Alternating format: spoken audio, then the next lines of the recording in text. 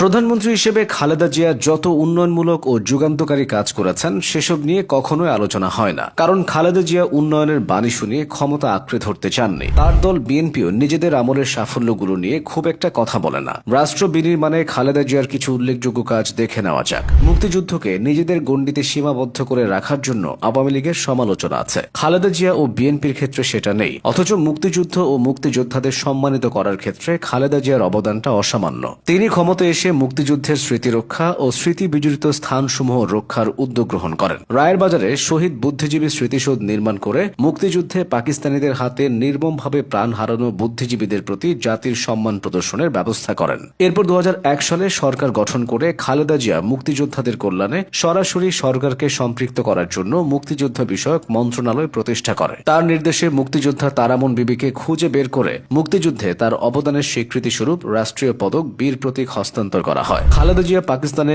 অসম্মানিত অবস্থায় পড়ে থাকা মুক্তিযুদ্ধের বীর সৈনিক বীরশ্রেষ্ঠ মতিউর রহমানের দেহাবশেষ বাংলাদেশে নিয়ে আসার ব্যবস্থা গ্রহণ করেন। এবার আসা যাক অন্য প্রসঙ্গে। 3 দফায় সরকার গঠন করে বেগম খালেদা জিয়ার নেতৃত্বাধীন সরকার রাষ্ট্র পরিচালনার ক্ষেত্রে বেশ কিছু গুরুত্বপূর্ণ সিদ্ধান্ত নিয়েছেন, যেগুলো এদেশের রাজনীতির ইতিহাসে মাইল ফলক হয়ে থাকবে। সংবিধানের দ্বাদশ সংশোধনীর মাধ্যমে এবং ত্রয়োদশ সংশোধনীর মাধ্যমে নিরপেক্ষ তত্ত্বাবধায়ক সরকারের অধীনে জাতীয় নির্বাচনের ব্যবস্থা গ্রহণ এসবের মধ্যে অন্যতম।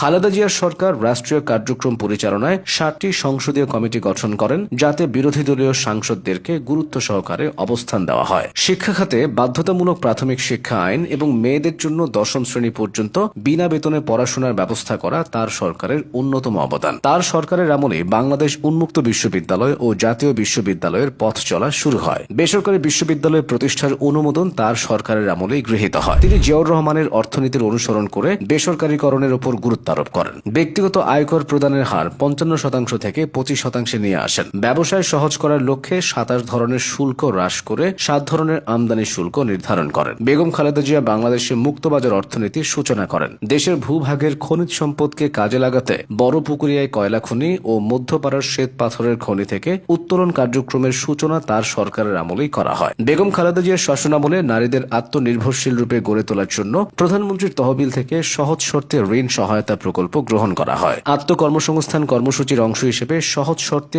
ঋণ সেবার সহায়তায় তিনি আনসার ভিডিপি ব্যাংক প্রতিষ্ঠা করেন। স্বাস্থ্য খাতের সমস্যা ও সংকট নিরসনে তার সরকার সমূহের কার্যক্রম সুবিদিত। প্রতিটি উপজেলা স্বাস্থ্য কমপ্লেক্সকে 31 থেকে 50 শয্যায় উন্নীতকরণ এবং জেলা কমপ্লেক্সকে 100 থেকে 250 এবং 50 থেকে 100 শয্যায় উন্নীত করা হয়। দেশের শতকরা 90% মানুষের জন্য তার সরকার সুপেয় পানির ব্যবস্থা করতে সক্ষম হয়। বাংলাদেশে টেলিকমিউনিকেশন খাতেও খালেদা জিয়ার অবদান অনস্বীকার্য।